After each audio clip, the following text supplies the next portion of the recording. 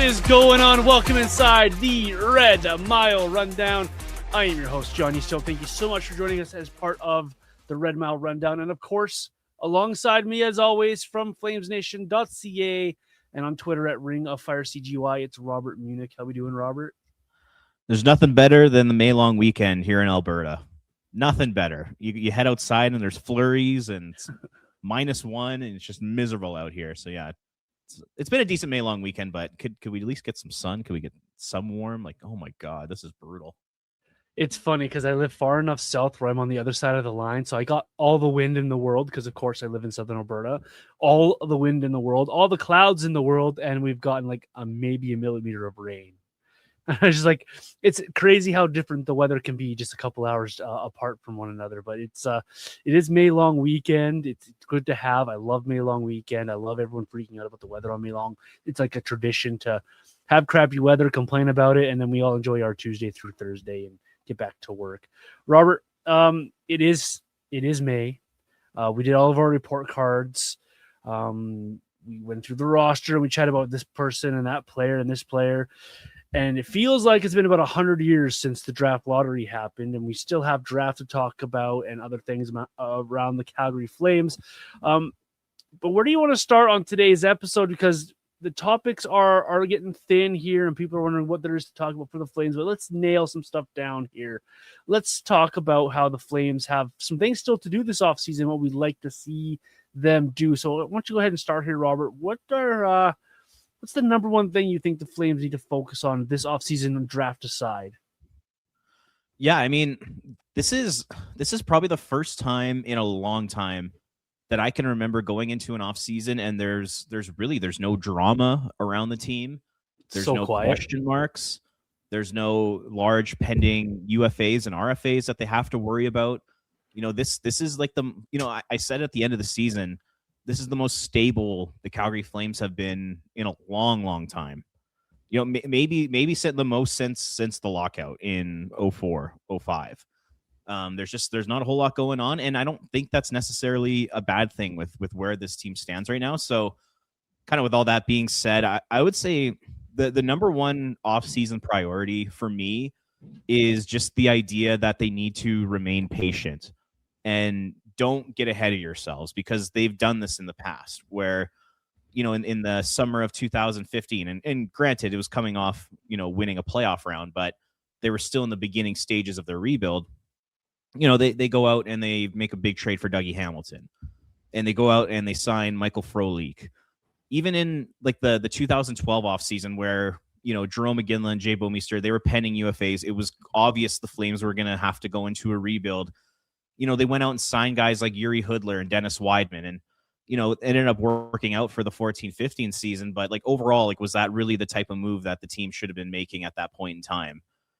So I would say, yeah, stay patient. Don't make a big trade. Don't sign a big free agent. I really believe that this team is going down the right direction.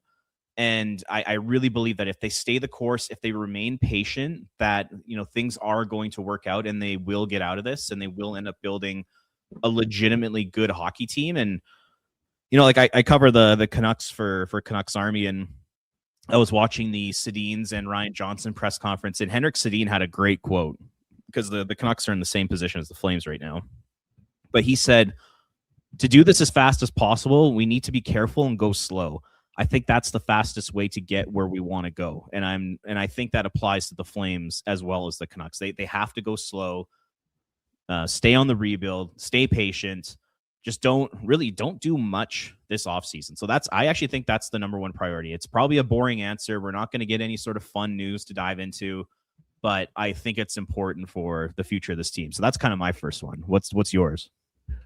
Just to feed off yours real quick here, I think that's really important as well, because like you've had 3 or 4 off seasons in a row here where it's been really loud around the Flames, lots of noise, lots of rumors, lots of things going on that they've had to deal with. They don't have anything to deal with this offseason except for the draft and maybe a Blake Coleman trade if they decide to go down that road. They've made the decision to go down the path. I like what you said there. Be patient, stick on the path. It's a really, really good one. And I think going along with that, it would be my first one is each of these players that are under the Flames umbrella need to have themselves a really good off season, really good summer. So for me, a player development view this summer is important for the Flames to stay the course with what they're trying to do in rebuild. And that means developing your players this offseason. I know people are like, what are you talking about, John? It's the offseason. Make sure these guys are doing their workout plans. Make sure these guys are following the plans laid out for them. Make sure these guys are dialed into what they need to do to have good summers. I think it's important for a lot of these younger players to come into camp ready to go, not use camp as a platform to start getting going. That guys like Perek and Kuznetsov need to come in ready to go to build on what they started last season. We saw a lot of ups and downs last season, a lot of growth last season. And I think it's important that the Flames continue to work that momentum into this rebuild, because that's how you can keep your rebuild going and strong and keep fans interested in your games, is have something to build upon. So for me, I think it's going to be a quiet summer news-wise, but it should be a very busy summer on the off workout days. Make sure that guys are getting their work in, their check-ins done. Make sure guys are following the plans laid out for them. I think it's important for the Flames to stick with it, which will help them stick to the plan. So for me, it's have a good summer, guys. Enjoy your summer, but also make sure that you put in the work for next season as well, because next season is going to be a tough one, but these players have to be prepared to dive in and put the work in to make sure they are successful individually, which will eventually lead us to some team success. So that's where I had number one here, Robert, is off season, work out, stick to your plan. Yeah, I mean, if this team plans on getting any better next year, it's going to all come internally. Yep. And it's going to probably have to come, at the hands of the younger players on this team. Matt Vigridon's going to need to take a step forward and be a 50 to 60 point player. Once again, this is from a Flames perspective. They always want to be getting better. We as fans probably want them to tank next year again, but you do want to see progression. You want to see Honzig play all 84 games next year and maybe put up around 30 to 40 points. That would be big. You want Gridden to be in that 50 to 60 point range. Even a guy like Morgan Frost, you want him to step up now that he's going to have a full season away from Nazem Kadri, and he's going to have that opportunity to be the number one center for this team. You want him to have a big offseason. You want Coronado to be around a 25 to 30 goal guy, not an 18 goal guy. There's a lot of guys on this team who, they need to have a big summer if the Flames want to see some internal growth. And it's just important for their developments in getting the Flames to the position where they eventually want to be in 3 or 4 years, where they're kind of turning the corner and starting, having like a similar season to what the Sharks just had, kind of thing. Yeah, and it's not just the young players, the rookie players either trying to fight off sophomore slumps. Like you're talking, can Morgan Frost show that he is a top 2 center in the league? Can he capitalize on that opportunity? Can Blake Coleman continue to put forth the numbers so he shows that what he is worth? Can Michael Backlund fight off Father Time for another season? There's a lot of balls up in the air for a lot of these players here, and I love what you said there, Robert. If the Flames are going to get any better, it is going to be internally, and it's going to be on these players to do the work. And so I think it's really important for guys to make sure they're putting in the work here and making sure that it's you want to be good individually, and that's going to help you lead to have some team success here. So it's very important for me. So I like that as well. Where else are you going here, Robert? The other big one for me is just the idea that Craig Conroy needs to move out a forward or two.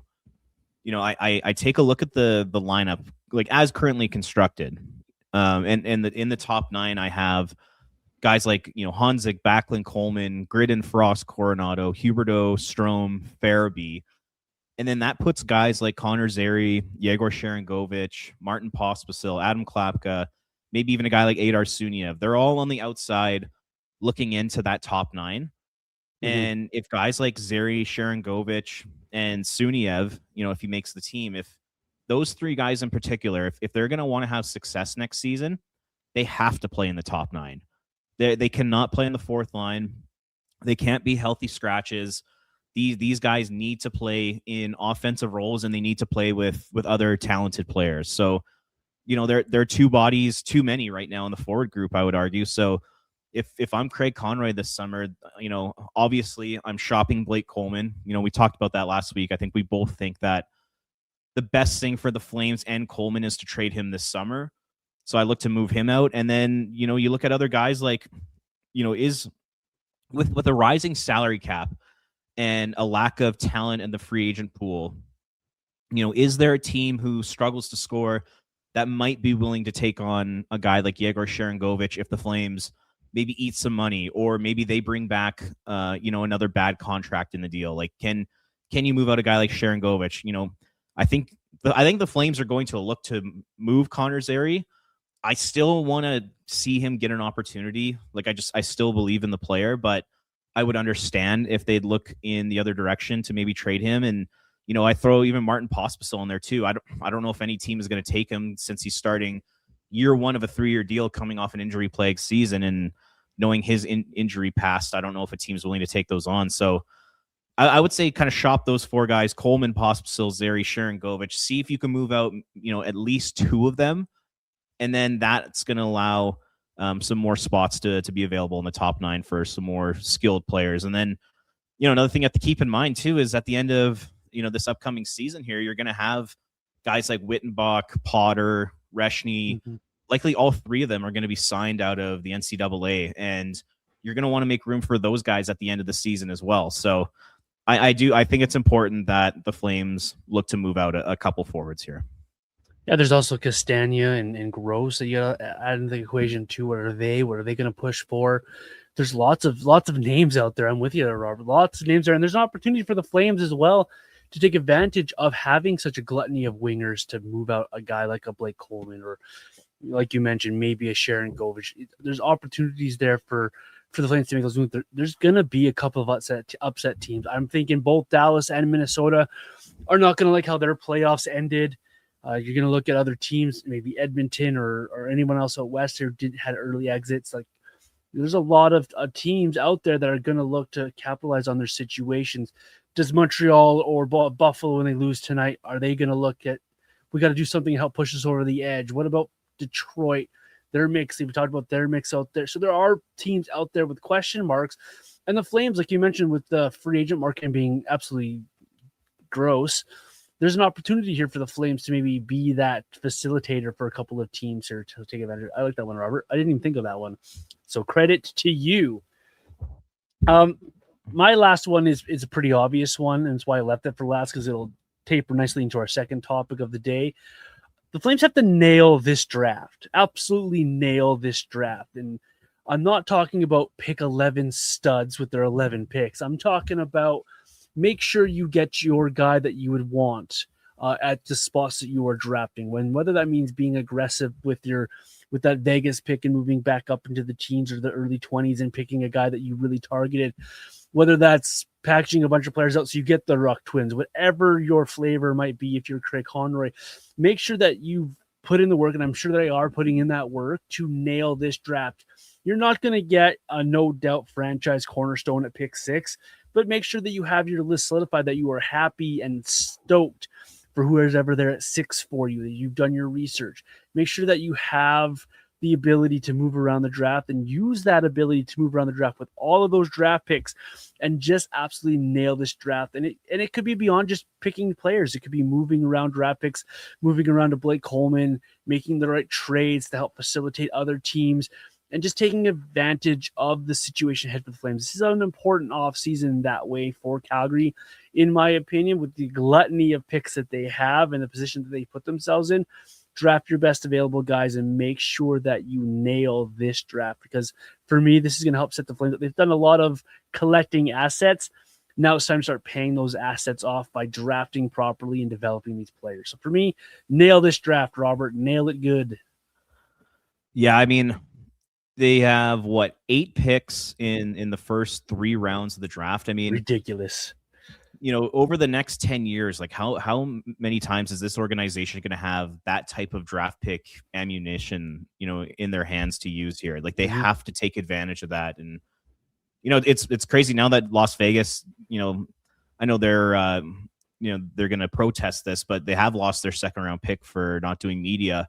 All of a sudden, the Vancouver third round pick moves into the last pick in the second round. So you could almost say technically the Flames have 5 second round picks in this draft. Jeez. Which is unbelievable. So yeah, between the 2 firsts, we'll call it the 5 seconds and a third, and that the third that they own is also quite high in the third round. Like, they have to come away with at least 2 or 3 impact players.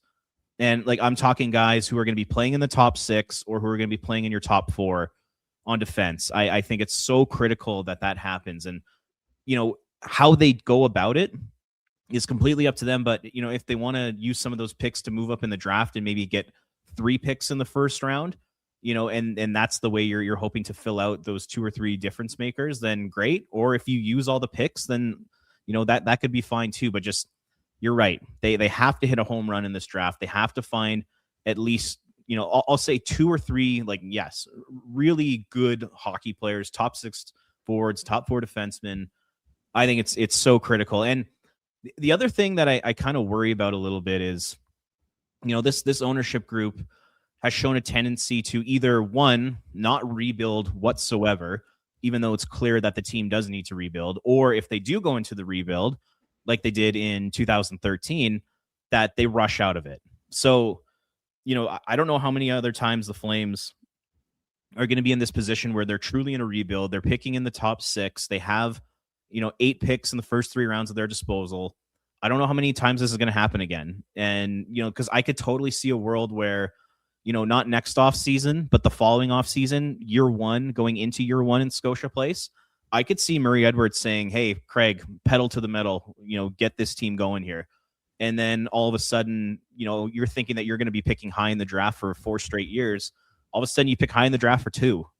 And then all of a sudden your rebuild is over because Murray Edwards wants to rush it. I could see that being a situation. So take advantage of this while you can. If you're Craig Conroy, you're officially in that rebuild situation. You have all these draft picks. You got to hit home runs, because if you don't hit home runs in this draft or next year's draft, I don't know if you're going to be able to do so in further drafts in the sense of picking high. So yeah, I think honestly, out of all the things we talked about so far for this offseason preview, what you just said there, John, is the most important. It's nailing this draft 100%. Yeah, and it's got to be nailed with quality, like you've been mentioning there, Robert. And that was a really good way of laying it out. It's, you have 11 picks, and this is going to sound really weird to those who aren't really staunch hockey people. You can't pick 11 players. Use the draft to move up. Like, I know a lot of people are down on Tynan and Lawrence, but what if he falls to the 18th, 19th pick? Can you be aggressive and move up the draft? And maybe he's a guy you target in that area. And you have a center that you really like. That's just assuming they like Tynan and Lawrence, of course. That type of situation. Like, if the guy falls in the draft that you really like, go get him. Be aggressive. Spend the extra draft pick on him. You've done a really good job of accumulating all of these prospects we've had the last few drafts, all these draft picks through all these trades that we've made, or that Conroy has made here. Like, now is an opportunity for that to pay off a little bit for the Flames, because there's a buttload of them next year for the Flames as well. So you have the opportunity to continually fill these cupboards with, find some quality. A lot of people want to say use the Dallas model. Well, this is a good draft to try to use that Dallas model. And if you really want to go down that road, it's hard to duplicate what Dallas did in that draft when they got Ottinger and those guys. But you have an opportunity ahead here to really put some quality into your cupboards. And it starts with that pick 6, nailing pick number 6. Are you more of a, we'll just take what's left over guy, Robert, at pick 6, or are there guys that you actually want to target at 6 that could legitimately be there for the Flames if you're Craig Conroy? We talked about the cliffs, and many people see them fall off a lot of different ways. There's people that are like, well, it's 1 and 2, and then there's a cliff, and then it's 3 to 6 or 3 to 7, and there's a cliff. How do you view it from your reading and your research where that cliff is? And if you're the Flames, are you aggressive with pick 6, or are you happy with whoever falls to you at pick 6? I think you're going to be pretty happy with whoever falls to you there. And, you talk about cliffs there, and I'd say there's, you have 1, 2, McKenna Stenberg, whatever way you want to go about it. And then there's a small cliff after that, and it's probably 2 players, Chase Reed and Caleb Malhotra. And then there's another cliff there. And then I feel like, players ranked 5 through 9, 5 through 10 are all pretty similar value. Whether it's a Vigio Bork who could potentially be a middle 6 or a top 6 center. That's a really interesting profile. And then on defense, you have 3 guys who I think could all become top pair defensemen one day. I guess you'd even throw 4 in there, whether it's Carson Karls, Keaton Verhoff, Daxon Rudolph, and Albert Smits. I think you'd be pretty happy to get really between Bork and then those 4 defensemen. I think if you're the Flames, you'd be pretty happy to get honestly any of those players. In terms of my personal opinion, where I want them to go, I like the idea of Carson Karls. I like the idea of a left shot, a guy who both is good defensively and has really good puck moving skills. He's a really good skater. He's got some nastiness to his game, and I like the character there too. It seems like he's like a really good kid, Western Canadian guy, cattle farmer, like all that, like Don Cherry old school hockey kind of stuff. I personally like that in him. I don't think you get that kind of profile of player that much these days. So, and he's come out and said publicly that he wants to play in Canada and he'd love to play in Calgary, which I think is awesome. And then, if you get Keaton Verhoff, then, you got your kind of right side defensive shutdown guy, maybe like your Aaron Ekblad type of player, to play in front of or behind Zane Parekh. I think that would be a home run win for the Flames. And then, I'm high on Daxon Rudolph. I think he's a stud. I put him in the same category as Verhoff and Karls.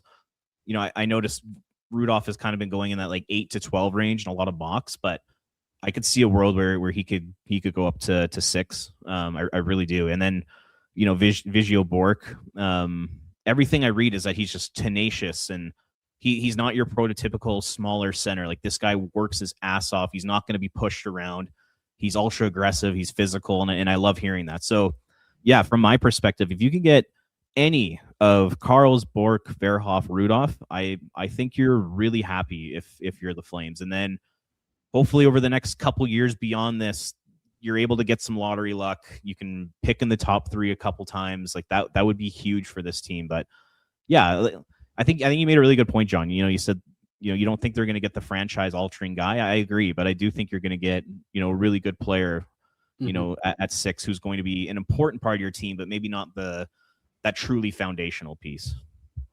Every team out there that wins a cup or is close to winning a Stanley Cup, they have that one guy that's beside their stud, whether they go trade for them or they draft for them. Like you look at the Nathan McKinnon, well, he's got Marty Necas beside him, right? Just rolling alongside of him. You look at those type of players, and I think that's what the Flames could be getting in this draft here with the guy at number 6, a guy who could be the guy beside the guy, whether that is, say it is Carson Karls, a guy who I'm really high on as well at number 6. What if he is the guy that goes beside Zane Parekh on a second pairing that helps lead your team? Like, what if that's the type of player you get?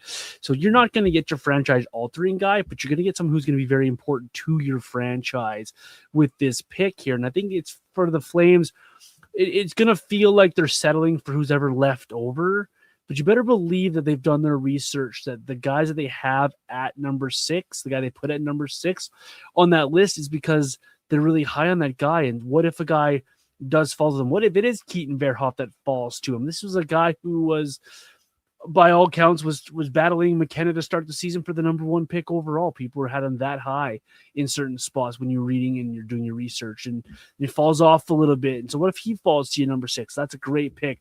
What if it is Albert Smits, guy who plays the left side, who's played with men for a year and a half now, a guy who can really move the puck and play a really good, hard-nosed defensive game? Or what if it is, and this is going to ruffle some feathers, what if it is Tynan Lawrence? What if they want to go out there and target a center and bring in a Tynan Lawrence? Yes, he had a tough time in the NCAA and adjusting to the NCAA, but before that, in the USHL, he was absolutely tearing through that league. So the trick here for me, or not the trick, the thing is for me is you just know the way that Conroy's drafted in the past and the way that his board is set up, that they've put in the work, and that we can rest assured that he is going to get his guy at number 6. And for me personally, I kind of hope it is Keaton Verhoff. I mentioned it on Locked On Flames podcast on Tuesday morning, where he was asking me about if I was still high on this player. And I'm like, absolutely. He's one of the younger players in the draft. He is a little bit more raw, but he's a guy who challenged himself by going to a different level of hockey after tearing through the WHL. Now he's in the NCAA, and he's playing against a league that's dominated by 21, 22-year-old players typically, and he's in there and he's working and honing his craft. So for me, I'd really like to see Keaton Verhoff be there, and I'm also a big fan of Carson Karls, like I mentioned. So for me, I don't think it's going to be Craig Conroy settling for who's ever left over. I think he's going to be quite happy with his list. And then within that list, maybe he can be aggressive to go get somebody else. He's really high on that list that has fallen from other players. Whether it could be anybody else on that list. Maybe it is I can't even think of a name off the top of my head here. Maybe even it is Wyatt Cullen who falls on their list, and you go get him later in the draft type of player. So I'm all for this draft. I'm all for drafting one of those defensemen as well, because I think you're going to have your pick of a few different defensemen. And I didn't mean to not talk about Daxon Rudolph, because I'm with you there, Robert. I think he's getting overlooked, much like he was overlooked in my answer just now. I think he's getting overlooked as a player that could be potentially in play at 6, because that kid is everything Carson Carroll's is, just on the other side of the ice, on the right side. So it's important to nail pick 6, and I'm excited to see where the Flames go here with it. Yeah, and like there's a couple of things that kind of come to mind there from what you were talking about. Like, I mentioned with Carson Carls that I like the idea that he's a left shot, because the Flames have Parekh, Brustevich, Muse on the right side already. But at the same time, if they do end up taking a Verhoff or Rudolph, right shot defenseman, it's also not a bad thing to just completely load up one side of your defense, and basically the entire game, you know that you have a really good, solid defenseman on the ice at all times. Like, I know that's what Tampa Bay did when they were winning their cups. They had like Victor Hedman, Sergachev, and McDonough, I believe, all on the right side of their defense. It was so good. And then they just end up putting, solid, defensive defensemen alongside them. And then you just had 3 really good pairs that you could trust in all situations. So if the Flames ended up loading up on right shot defense in their system, I honestly don't think that's a bad thing. The other thing I brought up here, so I posted this to Flames Nation a couple weeks ago, and I just looked at the last 20 years of 6 overall picks. And, it's definitely hit and miss. So that's why I'm saying the chances of the Flames getting a truly like franchise altering player is not very high when picking 6 overall, because over the last 20 years, the guys who I would truly consider those high end game changers, there's probably 2 of them that are already established in the NHL, and that's Matthew Tkachuk and Moritz Seider. And then, guys like TJ Ginla and Porter Martone and Dmitry Simashev, like those guys could be game changers, but we don't know quite yet. It's looking like Martone might be that guy based off the playoff he had, and how he's playing with the Worlds right now. But that's 2 guys, let's call it from 2020 to 2006, about 14 years of drafts. There's 2 guys that have been picked that have been like real, big time game changers. So the Flames, in order to get that type of player, they're probably going to have to get a little lucky this year. And, I do see high ceilings for those guys that we mentioned who are going to be available at 6 for the Flames. So I'm excited to see how it all plays out. There's a bunch of different options there and different profiles of players. So it's going to be interesting to see, who Craig Conroy likes and who Todd Button likes here, because they definitely have their options here, and they're all very different players. Yeah, and it's I just like the work they put in as well, right? And so they're going to have their nice pick there at 6 from a few different guys there. So it's not settling. We agree on that one. Not settling for who's going to be at 6. It's being aggressive for your guy at 6. And I really like that approach from Conroy. And I really hope that the Flames stick with the script, because next year's draft, we could be talking very similar conversation with guys who are projected to be at the top of that draft. So we'll cross that bridge a little bit later. Anything else draft talk wise? We'll continue going back to this topic. Obviously, we got 5.5 weeks still till the draft. Anything else in this draft talk before we move on here, Robert, that you wanted to bring up on the show here? Maybe just, I really think it's important next year that the Flames finish as low in the standings as possible. I mean, you take a look at next year's draft, and, you have Landon Dupont at the top, who looks like he's the next Quinn Hughes or Cale Makar. Like, I think he is a truly franchise-altering player. And then there's also a bunch of big centers that are going to be available too. So I just think it's important that the Flames this year, once again, like I mentioned at the beginning of the show, don't go out there and make a big trade for a guy that can help you now. Just stick out this year, stick with the process, and be a bad team. Like, at least try to be a bad team, because they're still missing the franchise altering player. They're still missing the elite guy. And like we just said, I don't know if the Flames are going to be able to draft that player this year. So they're going to have to draft that player at some point, and they're probably going to need to draft 2 of them. And it's really hard to do that at 6 overall. I mean, if you just go back and take a look at first overall picks, second overall picks, and third overall picks from the last 20 years, they're basically every elite player in the NHL is there. Basically, let's say that there's 50 like elite players in the league. It feels like 35 to 40 of them you're picking in the top 3. Mm-hmm. And it's so hard to find those players outside the top 3. Yes, you get a Johnny Gaudreau in the 4th round every now and then, or you get a Kaprizov in the 5th or 6th whenever he got picked. But it's just, you can't be putting all your chips in that basket. So I do hope next year that this team does bottom out, because there's a lot of intriguing players at the top of next year's draft, whether it's Alexei Joseph or Landon Dupont, those types of guys. I know there's a big Russian center too that's supposed to be incredible. Mm-hmm. Those are the types of players this franchise desperately needs if they want to get out of this thing. So I really hope that ends up happening next year. There's like a negative notation on social media right now about team tank and about, losing doesn't always give you success. And people take to point to the draft lottery, how the Flames dropped 2 spots. But I think going into next year, it's not about being on team tank or whatever. On team being what is best for the organization. I think it would do a very good justice to this team to make sure they put them in a spot where they're picking that top 4. They're picking top 3 preferably, but make sure you're in that top 4 at the very minimum, to make sure that if you do drop in the draft lottery, that you're not dropping to 6. You're dropping, say, from 1 to 3 or 2 to 4. Make sure that you're put yourself in a position to get yourself one of those players, like Robert just mentioned there. There's a lot of good players coming, and that's where you're going to find your Nathan McKinnons, your Connor McDavids, your Jack Eichels, those players who can anchor your franchise and play alongside whoever you pick at 6. I think it's a very important couple of seasons here for the Flames in the way of building this roster. We got a lot of nice additional pieces and secondary pieces, and guys like Gridden are really nice for this team, but now you need to get yourself to your studs, your money makers, your anchors for your franchise. And how you do that? You got to draft them, and then you got to draft them high. It's not often you see Jack Eichel type trades happening in the National Hockey League. It's not all about the draft this offseason either for the Flames. This could be a nice pivotal moment for the Flames as well in the free agent market. Robert, a lot of free agents, both unrestricted and restricted. The Calgary Wranglers could look a heck of a lot different next season, and the Flames free agency list is an interesting one.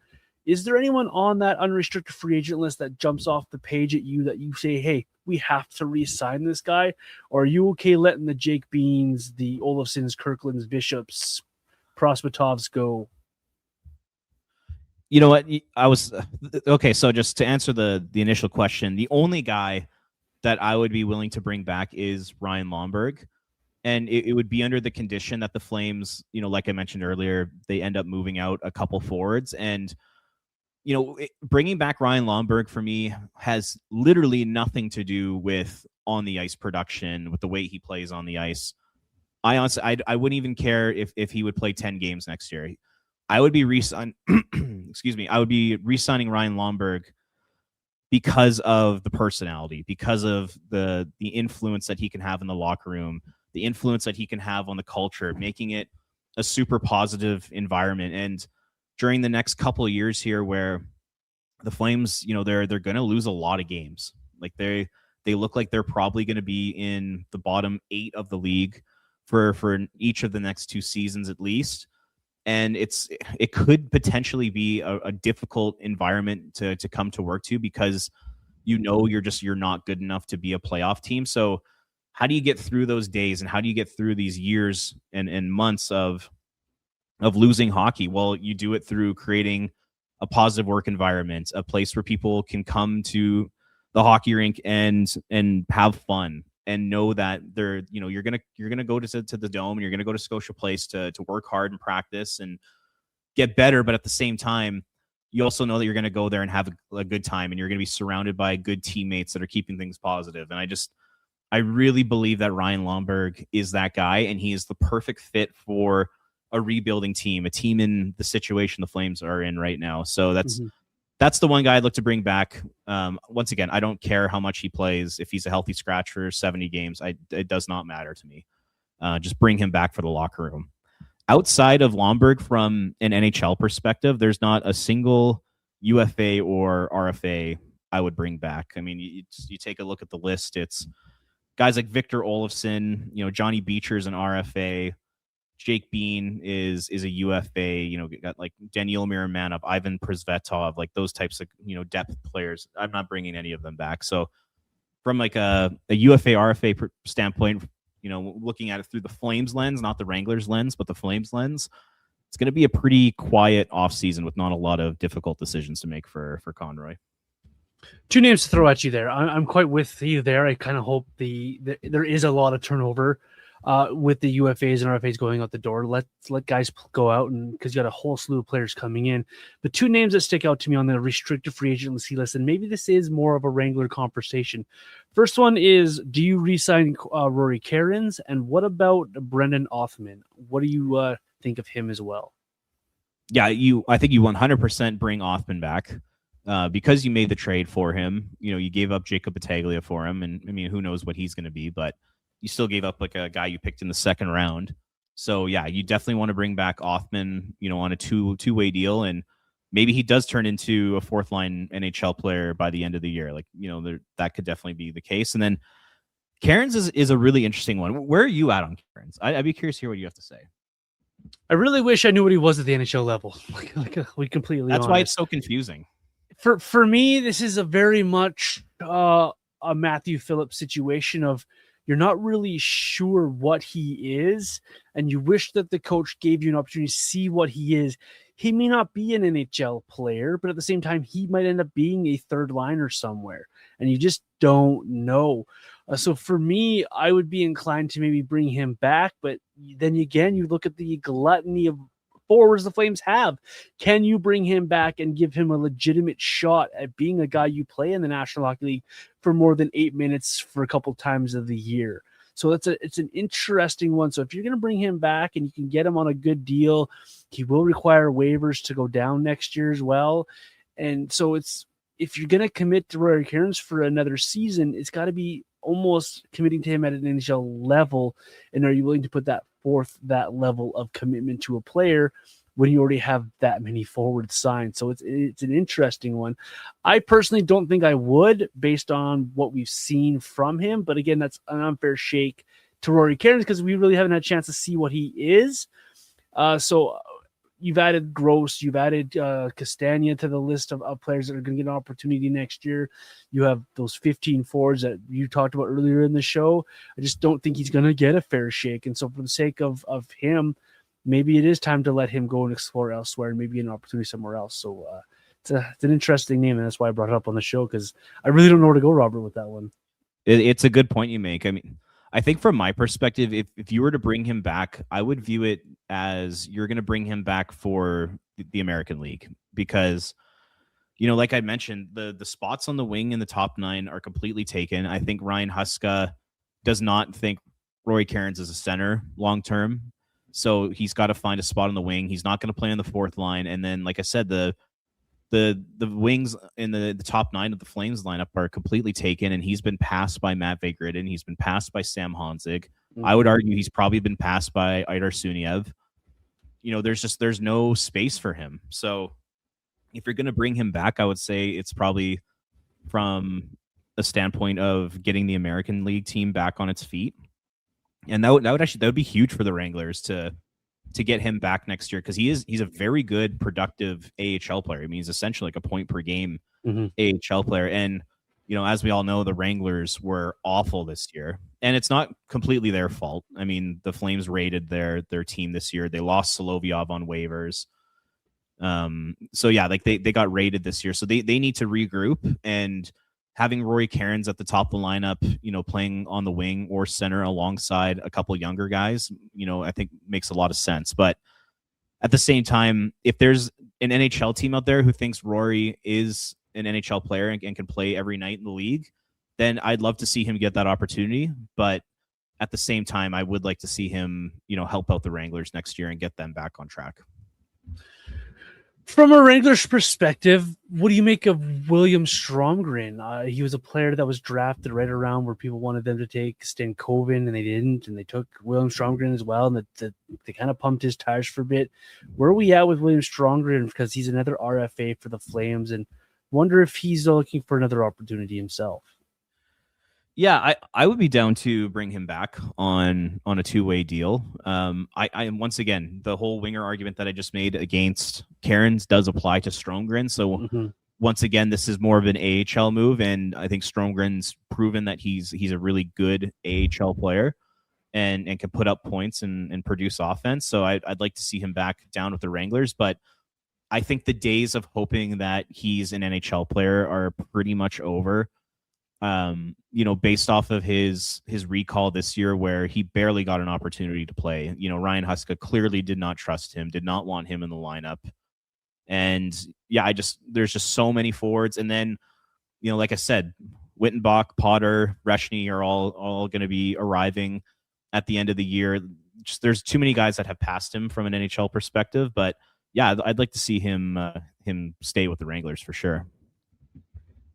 Outside of that RFA list, that UFA list is pretty bleak. It's pretty much full of guys. And I think with the amount of players, and you listed off a few of them there that are coming to play with the Wranglers next season, I think this is a good opportunity for not only the NHL team to kind of reset a little bit with very little moves, that the AHL team can kind of reset, restructure themselves a bit here to move forward to be a better development team for the Flames. They were ransacked this year by the Flames, especially on the back end with guys like Ristevich and Kuznetsov coming through and getting full-time NHL jobs. And so it's hard to put together a good AHL team when you keep getting your ransacked from your NHL club. So good. I think it's a good offseason for the Wranglers to reset here a little bit, bring in a new crop of guys and see who else they can develop into NHLers. I think it's good. I think Sutter down there doing a good job coaching as well. So it's an important offseason for the Wranglers, in my opinion. Anything else on that free agent Flame conversation before we move towards the larger free agency talk here?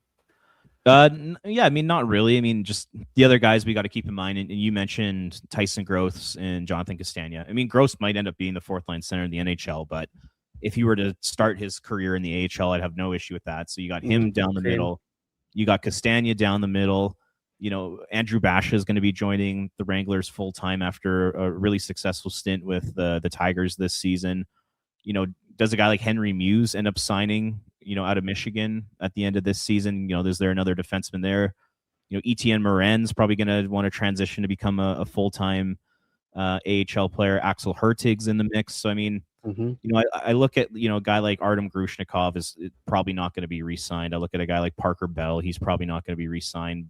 Carter King, I'm not so sure about. Lucas Siona, I'm not so sure about. Sam Morton. Like, there's a few guys there who are definitely on the edge there of making the team or not next year. So yeah, there's going to be some tough decisions that Brad Pascal and Sutter are going to have to make. Yeah. Let's talk broader. July 1st comes around.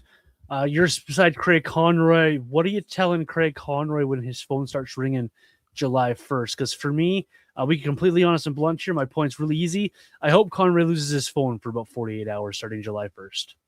Yeah, if I were Conroy, I'd throw in my skate and I'd put my phone on the ground and I would just start stomping it as hard as I can. Break that phone into 10,000 pieces, throw it in the Elbow River, just get it as far away from Conroy as possible. This Flames team is not in a position whatsoever to be making any sort of free agent signings. I mean, especially ones that are going to be 3+ years and, $3 to $4+ million per year. I just don't think that makes sense for this group. I mean, the one position that I think they could use is if they end up not re-signing Ryan Lomberg, I do wonder if they're going to want to bring in someone for some toughness, just a guy you can throw in the lineup every now and then just to, kind of protect some of the young players. And this is just me. If your team is not going to be good and you're going to be losing a lot of games, I understand they're going to be losing games on the scoreboard, but I don't want them losing games from like an intimidation or toughness perspective. I think it's the worst when you're watching your favorite team and not only are they losing on the scoreboard, but they're getting bullied at the same time. and they're getting out hit and they're getting out muscled and all that kind of stuff. So there is a world where I wouldn't mind seeing Craig Conroy go out and look to bring in basically an enforcer, whether that's a Ryan Reeves or Ross Johnson. And once again, the Flames, they're not in a position to win next year. Mm-hmm. These players, if they play 10 games, then they play 10 games, but just to have that presence in the locker room, and if something stupid happens, that someone's got your back. I personally do like that when you're rebuilding. So that might be a position that Craig Conroy and the management team look at just to get a little bit tougher. But outside of that, they're set on D, they're set in net, they're essentially set up front for the most part here. So the only thing I can really think of is maybe they bring in a tough kind of enforcer on a 1-year contract kind of thing. I wonder if we can get Brad Pascal and Mrs. Conroy to team up and change Craig's number. Let Brad handle all the AHL Wrangler stuff that needs to get handled over that course of that week, and just let Craig Conroy think that no one's calling, that no one's answering his phone calls, and maybe we'll just have a nice, smooth July 1st and 2nd without any weird moves coming. And then they can find that enforcer that you mentioned there, Robert, on day 5 or 6 of free agency after all the awful contracts are handed out. It's not to say that Craig Conroy is a bad GM, but it's just it's almost like they can't help themselves when it comes to seeing cap space, money, and guys they can sign. These GMs tend to lose their minds. I love what Brian Burke always says about free agency, how it's the day where the player GMs like to make the biggest mistakes in building hockey clubs. And it's just, don't be throwing that money around. It's okay. We just went through the list of free agents that we wouldn't like them to re-sign. If you're really itching to re-sign someone, re-sign that Ryan Longberg contract. Reach out to your kids in the minor leagues and re-sign some of these Wranglers and do the in-house stuff. We don't need to be bringing in 3 or 4 other players and giving more competition already in-house to these younger players coming in. Trust your own process is what I'm kind of getting at here. Your process has been draft, develop, and have internal competition. Don't go muddy that up by signing, say, McCarron's a guy out of Minnesota that a lot of people are talking about. Don't go out and sign him to a 5x5 contract just to have another guy in-house. I really hope they stay the course here and allow these younger players to have an opportunity to show that they are ready for those roles. Let Castagna and Gross battle out to be a 4th-line center. Let a guy who maybe we're not even thinking about come to camp and battle for a position higher in the lineup or to make the NHL club. Let Sam Honzik and Connor Zary battle out who's going to be the left winger for Michael Backlund. Those kind of competition things is more what I'd be looking for rather than signing a guy like, say, McCarron, just to use a name, to come in here and help bolster this roster. So I'm with you there, Robert. We'll get on the phone here to Mr. Pascal and see if he and Miss Conroy can change that phone number for Craig. What do you think of my take on adding toughness? Do I sound like I'm 1,000 years old, or do you think I'm onto something potentially there? Well, yeah, you do sound 1,000 years old, but I still think that kind of thinking is valid in the National Hockey League. You are going to, it's human mentality. You see younger and quote unquote weaker players, you're going to go pick on them. You're going to go poke the bear. Oh, look, it's Zane Parekh. Last year we could knock him off the puck really easy. What if we just go poke him a little harder this year, a little bit more this season? Well, if he's got a guy, on that bench, say it is Ryan Lomberg, who will push back and protect that player, maybe people leave Parekh alone a little bit more, or not go at him as hard, knowing that they're going to also take the brunt end of a beating later in the game. So it is a little more old school thinking to have a tough guy on the roster, but you need to be tough to play against. And if you have all finesse guys, you're going to get pushed around at the end of the day. And so it is 100-year-old man speak, but I think it's also very valid speak. But from my perspective, intimidation is still part of hockey. Fighting is still part of hockey. Physicality is still part of hockey. And when I take a look at this Flames lineup here, so let's say a game gets stupid, and that does happen. It happens usually probably anywhere from 3 to 5 times a year in the regular season, and then in the playoffs it happens all the time. Who in this Flames lineup, and let's assume Ryan Lomberg is not re-signed, and that's what it sounds like is going to happen. Who's going to step up? Adam Klapka is physically imposing with just pure size, but he is not an intimidating person from a fighting perspective. You just watch any tape of him fight, and you can see that he doesn't really know what he's doing yet. And sure, he can improve on that skill, but he's not gonna really strike the fear of God into anybody. Martin Pospisil, you desperately do not want him to fight. And plus, I don't even think he's going to be a regular in the lineup every day next year. And you look at the top 9, none of those guys are truly tough. You look on defense, none of those guys are like truly tough guys. Kevin Ball, once again, bigger guy, but do you want him fighting? No. So like I said, I just like the idea of, when you have younger skilled players in your lineup, and if they're getting picked on, if they're getting bullied, I like the idea of having someone step up and fight, or send a message to the other team that this is not acceptable. Like that one game, it was after the Olympic break. The Flames played Anaheim at home, and Zane Parekh got hit hard 5 or 6 times. And I was watching that, and I'm just like, can somebody step up and defend this guy? Can somebody just step in and send a message to the other team that if you touch Zane, then we're going to go after your best player, or there's going to be a fight, or we're going to start hitting too. Like, somebody do something. This is your prized possession. He's 19 years old and he's getting his ass kicked out here. Like, somebody step up.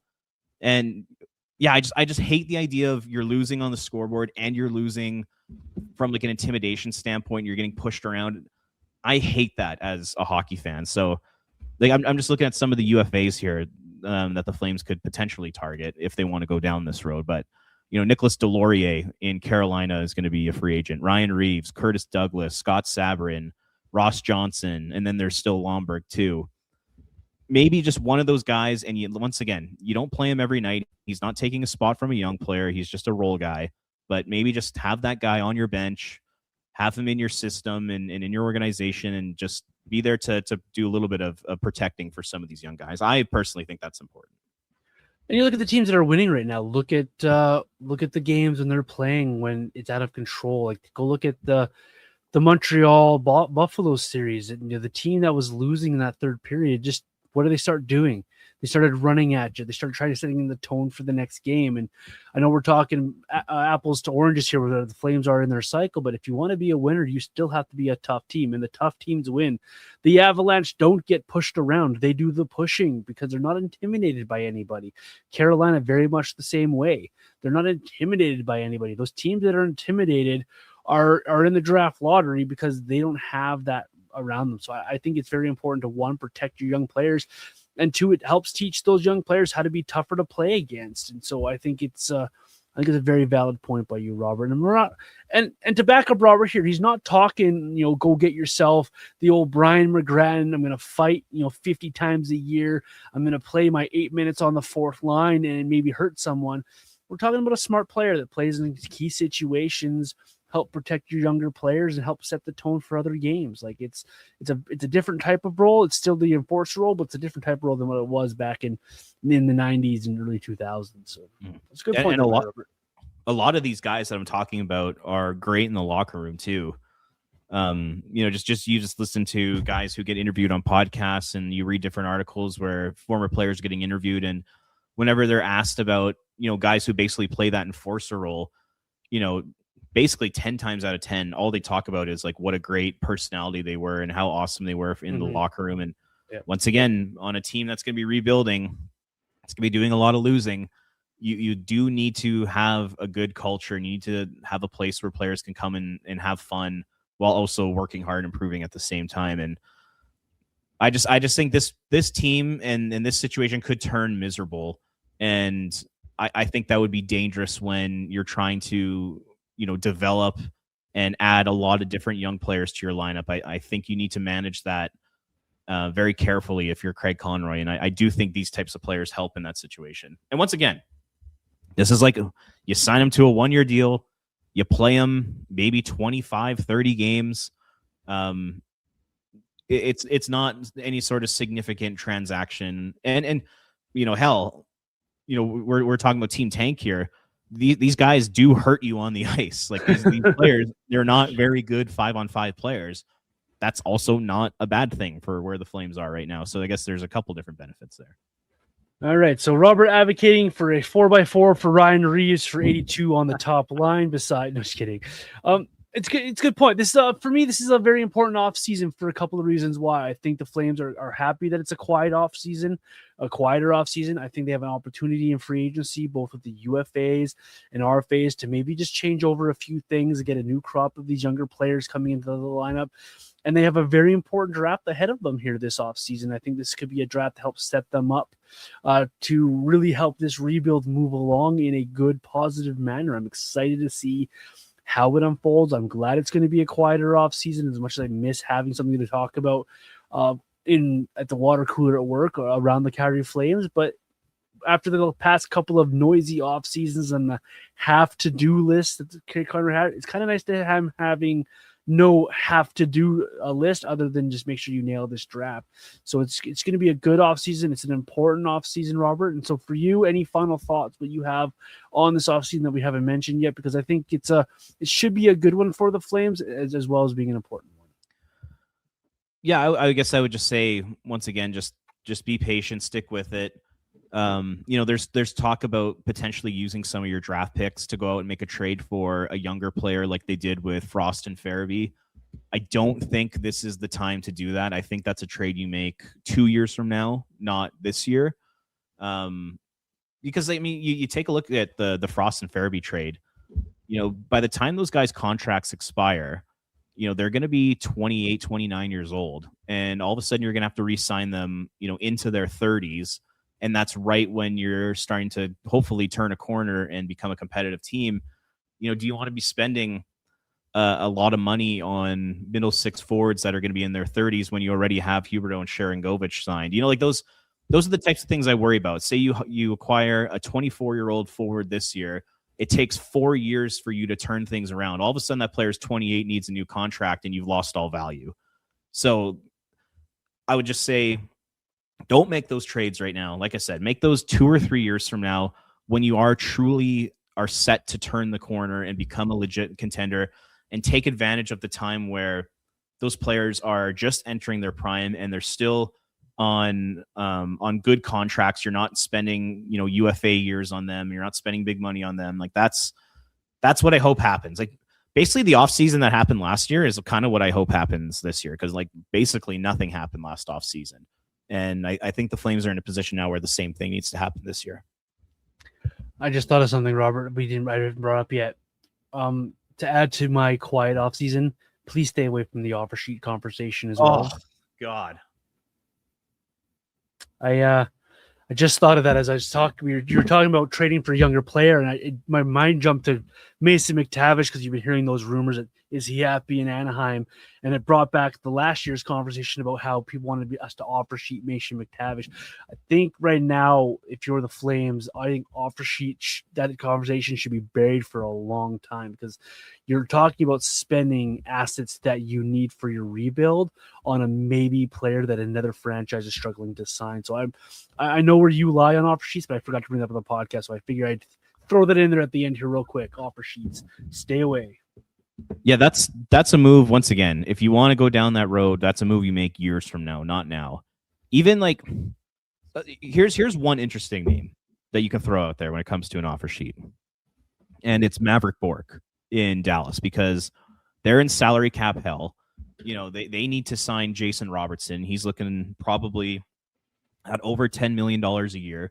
You still have Sagan. You still have Ben. You just added Tyler Myers' salary, which was one of the worst trades that was made all year, bringing Tyler Myers to Dallas. He was a healthy scratch in their last game of the season. It's just bizarre they made that move. But anyway, they're in cap hell. So that could be a guy you target, and maybe you offer him, $4 million, and then you only give up a second round pick.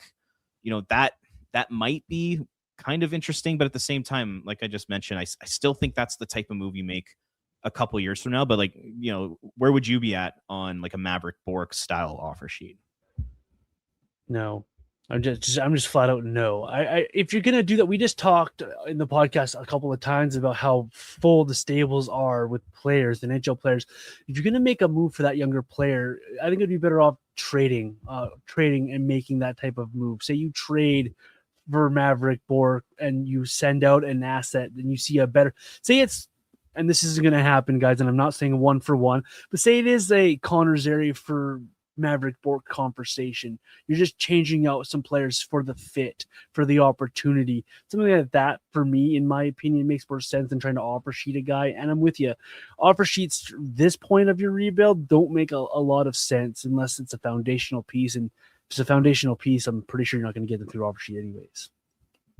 Yeah. The interesting thing with Bork, like, I just pulled up his Hockey DB page. He put up 41 points in 82 games this year, and I don't think he had like a fantastic role on the team.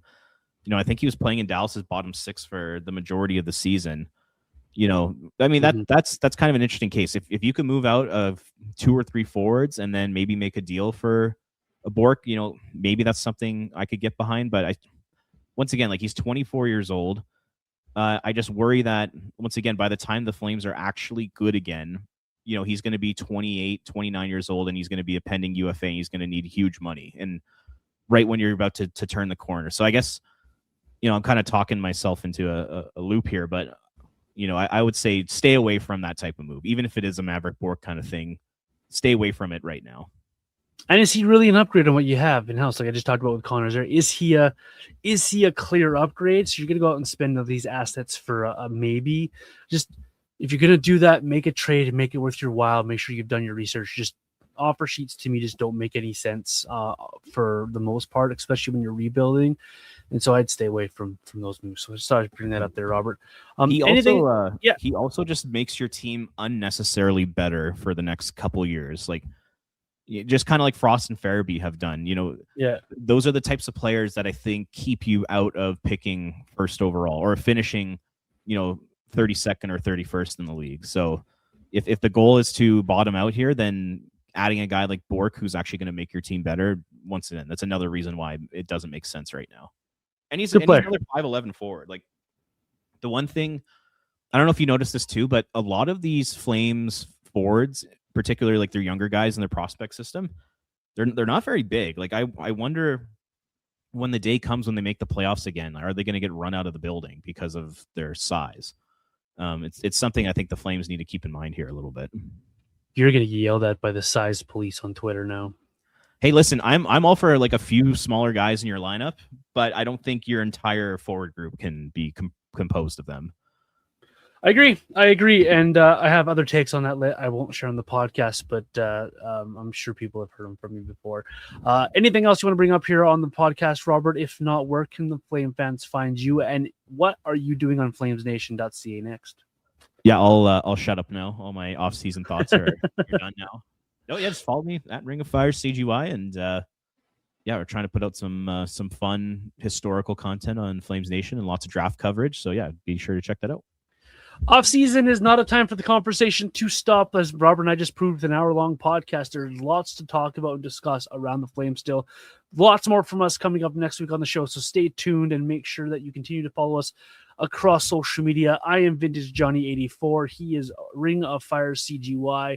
And of course, the show is Red Mile Rundown. We appreciate you. We thank you. Enjoy the conference championships coming up in the National Hockey League this week. I'm looking forward to those. And we'll chat more about that next week on the show as well, I'm sure. Enjoy your weeks. Be good and enjoy the snow, Robert.